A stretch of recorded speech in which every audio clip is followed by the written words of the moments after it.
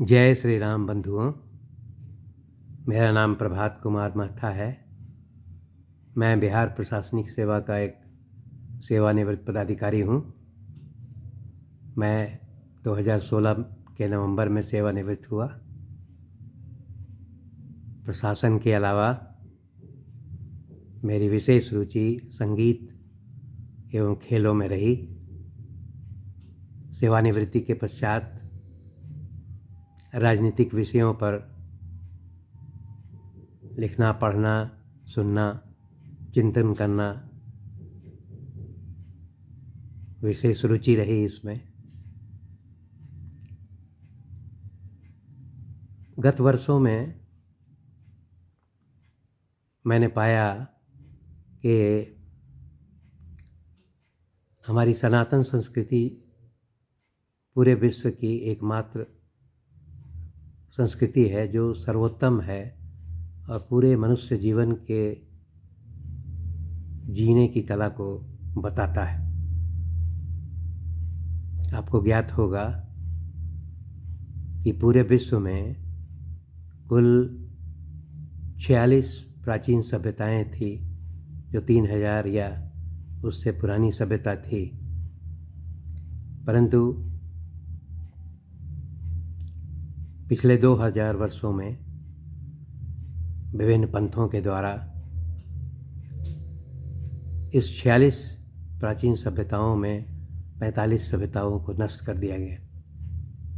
एकमात्र हमारी सनातन सभ्यता बची हुई है। हालांकि पिछले 800 वर्षों में हमारी सनातन संस्कृति पर विभिन्न विदेशी धर्मों के द्वारा आक्रमण किए गए। हमारे सनातन रूपी वृक्ष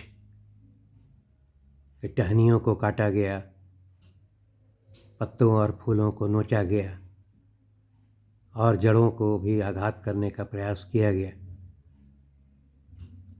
लेकिन हमारी सनातन संस्कृति की जड़ें इतनी गहरी थीं कि इतने आघात के बाद भी आज हम जीवित हैं।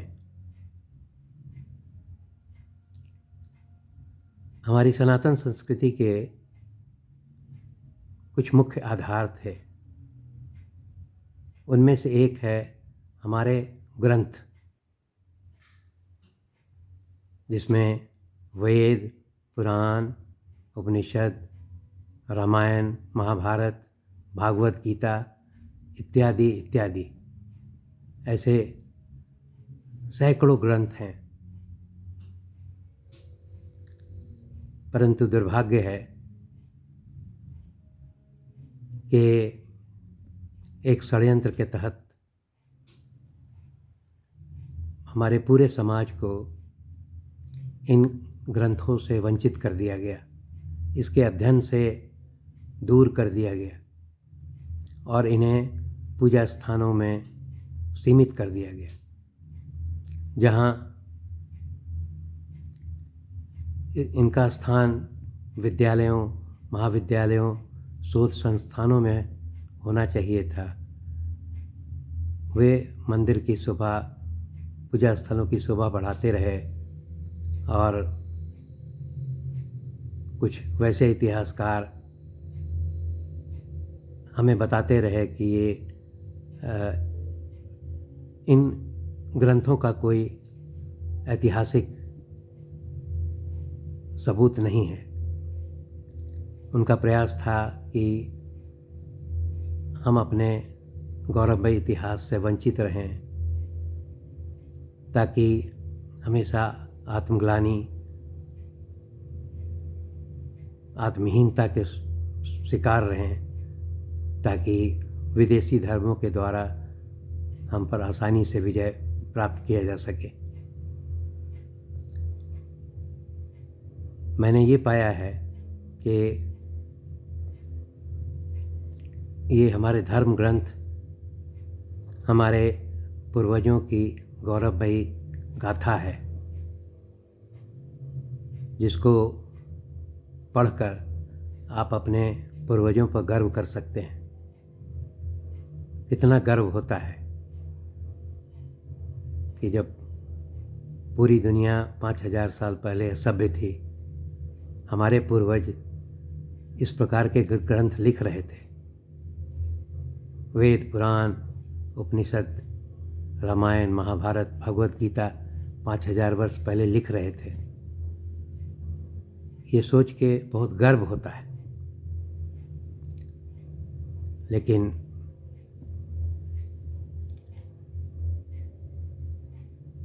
हमने इसके महत्व को भुला दिया। तो मुझे अब ये महसूस हुआ है कि हम एक छोटा प्रयास तो ज़रूर कर सकते हैं कि इन ग्रंथों का अध्ययन करके और लोगों को बता सकें, अपने मित्र, अपने परिवार के लोगों को। सबके लिए पढ़ना संभव नहीं है, तो आइए हम अपने सनातन रूपी वृक्ष के जड़ों को सिंचित करें, इस वट वृक्ष को पुष्पित और पल्लवित करें। ये हमारे आने वाले जनरेशन्स को अपने पूर्वजों पर गौरव हो सके, ऐसा कुछ कर्म करें। इस क्रम में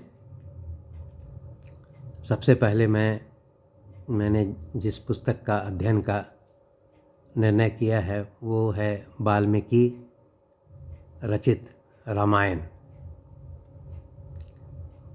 वाल्मीकि कवियों के गुरु थे, आदि कवि उनको माना जाता है।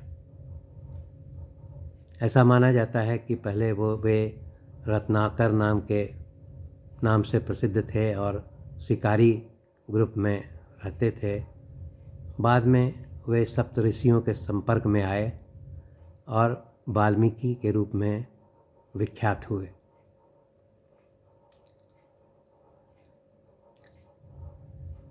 रामायण का प्रारंभ होता है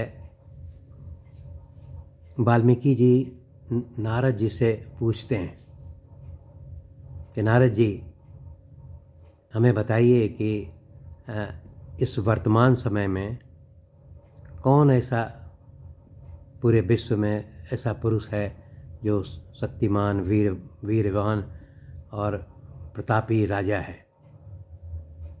उस पर नारद जी जो है बताते हैं कि इक्ष्वाकुल वंशीय श्री राम जो अयोध्या के राजा हैं वो पुरुषों में उत्तम है। और पूरी कथा संक्षेप में नारद जी वाल्मीकि जी को सुनाते हैं। इसके पश्चात वाल्मीकि जी जो है वो तमसा नदी है एक, जो गंगा के निकट है, वहाँ अपने शिष्यों के साथ पहुँचते हैं और पाते हैं कि उपयुक्त स्थान पाते हुए वहाँ पर अपना आश्रम तमसा नदी के नज़दीक बनाते हैं और अपने शिष्यों के साथ रहने लगते हैं। आश्रम के पास एक क्रौंच नाम का पक्षियों का जोड़ा वहाँ हमेशा रहता था, जो आपस में बहुत प्रेम करता था और एक दूसरे के बिना अलग नहीं रह सकता था। इस क्रम में एक बार किसी शिकारी ने तीर चला करके उस क्रौंच पक्षी में, जो नर क्रौंच पक्षी था, उसको उस पर तीर चला दिया और वो घायल हो करके छटपटा करके मर गया। नर क्रौंच पक्षी के मरने के पश्चात स्त्री जो क्रौंच पक्षी थी वो विलाप करने लगती है। उसके विलाप से वाल्मीकि जी द्रवित हो जाते हैं और द्रवित होकर के उस शिकारी को कहते हैं कि हे शिकारी, तुम कभी तुम्हें कभी शांति नहीं मिलेगी। तुमने बिना किसी अपराध के उस क्रौंच की हत्या की है। ये बात उन्होंने श्लोक के रूप में कही। जब उन्होंने बाद में इस पर महसूस किया कि ये सब जो निकले हैं इसको तो इसका गायन हो सकता है, और एक श्लोक के रूप में ये शब्द उनके मुख से निकला। इस पर चिंतन करते रहते हैं। इसी क्रम में ब्रह्मा जी का आगमन उनके कुटिया में होता है। वाल्मीकि जी ब्रह्मा जी से बताते हैं कि मैंने इस प्रकार का श्लोक जो है मेरे मुख से निकला है। तो ब्रह्मा जी कहते हैं कि ये मेरी प्रेरणा से तुम्हारे मुख से ये श्लोक निकला है, इसलिए ब्रह्मा जी ही वाल्मीकि जी को इस तरह का आदेश देते हैं कि तुमने जो पूरा जीवन वृतांत श्री रामचंद्र जी का सुना है, पूरी जीवनी का चित्रण तुम अपने श्लोक के माध्यम से करो। तो ये ब्रह्मा जी का जो सलाह प्राप्त होता है, उसी के आधार पर वाल्मीकि जी जो हैं वो श्री रामचंद्र के जीवनी पर आधारित रामायण का निर्माण करते हैं। इस रामायण में कुल 24,000 श्लोक हैं, 500 सर्ग हैं और 7 खंड हैं।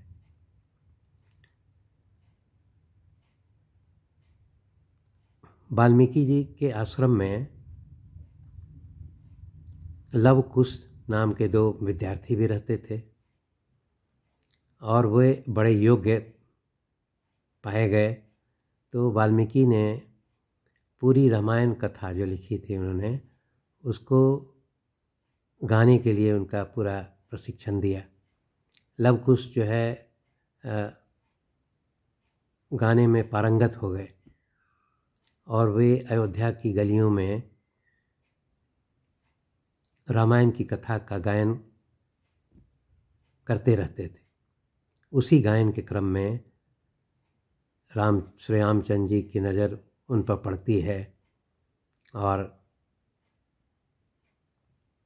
वे लव कुश को अपने राजमहल में ले जाते हैं और पूरे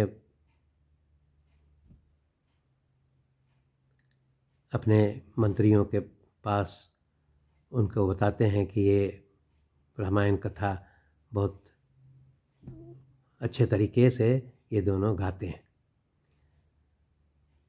ये इस प्रकार जो है